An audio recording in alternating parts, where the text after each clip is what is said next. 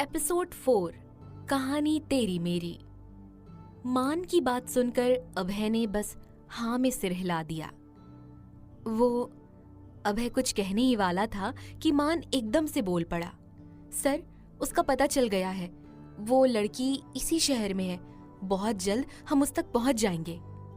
कहते हुए मान की नजर जैसे ही अभय के गुस्से भरे चेहरे पर पड़ी, उसने फौरन अपना मुंह बंद कर लिया, क्योंकि अभय को ये जरा भी पसंद नहीं था कि कोई उसकी बात काट दे। सॉरी सर, मान ने अपना सिर झुकाते हुए कहा। आउट, अभय ने नाराज होते हुए कहा।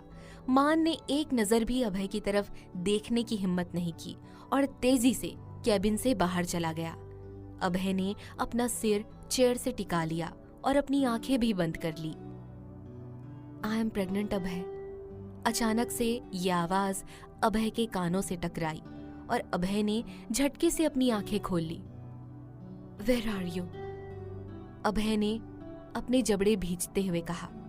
इधर सलोनी ने निधि को अपने गले से लगाते हुए कहा, मैं सेलेक्ट हो गई। निधि ने खुशी से पूछा, रियली? निधि की बात सुनते ही सलोनी ने अपनी गर्दन हिला दी। बहुत हो गया ड्रामा, कल के कल मुझे मेरा घर खाली चाहिए। अचानक आई इस आवाज को सुनते ही निधि झटके से सलोनी से दूर हो गई और उन दोनों ने आवाज की दिशा में देखा तो सामने घर की मालकिन खड़ी हुई थी। वो काफी गुस्से में थी। अब मैं और देर तक ज्यादा बर्दाश्त नहीं कर सकती तुम्हें, उस लेडी ने नाराजगी से कहा। फिर उसने निधि की तरफ देखते हुए कहा, अब तुम इससे कोई कांटेक्ट नहीं रखोगी, वरना जो जयपुर से रिश्ता आया है उसे मैं फाइनल कर दूंगी। पर माँ, निधि ने कुछ कहना चाहा, पर उससे पहले ही सलोनी ने उसका हाथ पकड़कर उसे चुप करा दिया। ये देखकर वो लेडी तनतनाते हुए वहां से चली गई। तू जा निधि, वरना तेरी माँ तुझसे नाराज हो जाएगी। मैं अपने लिए आज ही घर ढूंढ लूंगी, सलोनी ने मुस्कुरा कर कहा। निधि ने उदासी से सलोनी की तरफ देखा तो सलोनी हल्के से मुस्कुरा दी। ना चाहते हुए भी निधि वहां से चली गई। सलोनी ने एक गहरी सांस ली और अणी को गोद में लिए वो घर से बाहर चली गई।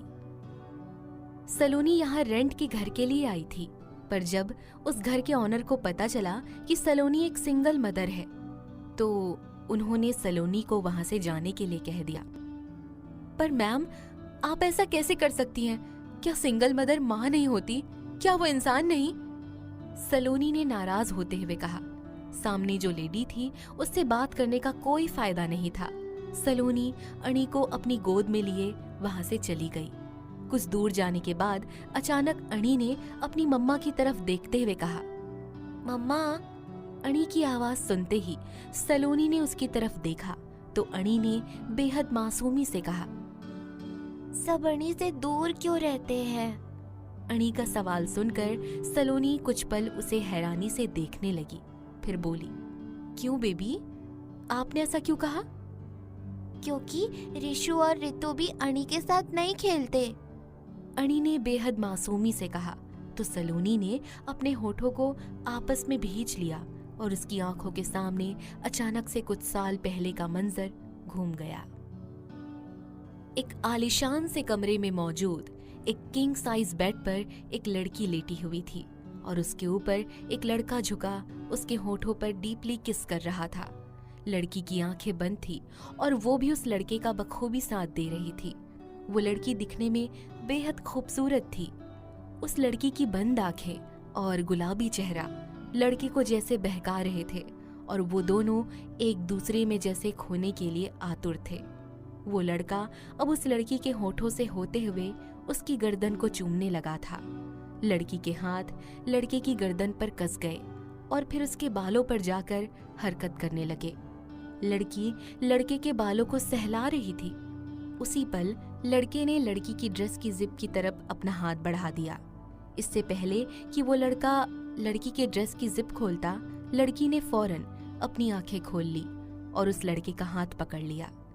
लड़के ने पहले अपने हाथ की तरफ देखा, फिर लड़की की तरफ। उसकी आंखों में नाराजगी साफ झलक रही थी।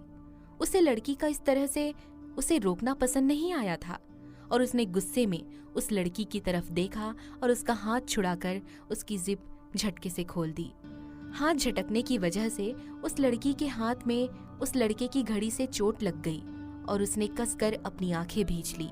वो लड़का वापस से उस लड़की को किस करने लगा तो इस बार उस लड़की ने अभय को खुद से दूर ढकेल दिया। उस लड़की का गुस्सा और बढ़ गया। उसने गुस्से में अपनी मुट्ठियां भींच ली। आई एम प्रेग्नेंट अभय, उस लड़की ने कहा और दूसरी तरफ देखने लगी। लड़की की बात सुनकर अभय का चेहरा और भी ज्यादा गुस्से से भर उठा। अभय ने उस लड़की का चेहरा अपने हाथ में दबाते हुए अपनी तरफ करके गुस्से और नाराजगी से कहा, तुमने ये सब जानबूझकर किया है ना? पहले खुद मेरे बेड तक आई, मुझे शेड्यूस किया और अब तुम मुझसे अपने बच्चे की जिम्मेदारी लेने को कहोगी? प्लान तो काफी शानदार है, पर अभय सिंह राठौर को फंसाना कोई आसान काम नहीं। इतना कहकर अभय ने झटके से उस लड़की को छोड़ दिया, जिसकी वजह से वो लड़की लगभग बेड से गिरते गिरते बची। अभय! उस लड़की ने कुछ कहने के लिए मुंह खोला ही था कि अभय ने उससे गुस्से से घूर कर देखा। वो लड़की तुरंत चुप हो गई। अभय ने खुद को ठीक किया और अपनी शर्ट के कुछ खुले हुए बटन्स उसने बंद कर लिए।